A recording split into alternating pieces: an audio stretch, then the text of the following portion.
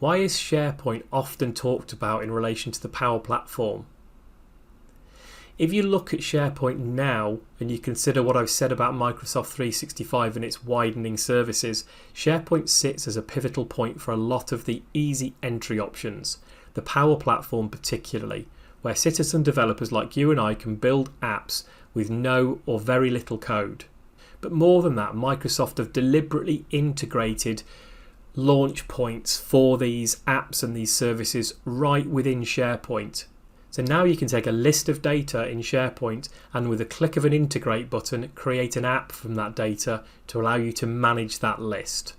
You can also launch a Power Automate flow directly from a list of documents, for example, to allow you to trigger approval flows for these documents. Microsoft are more and more integrating these services together to allow cross-pollination of each to support your business needs.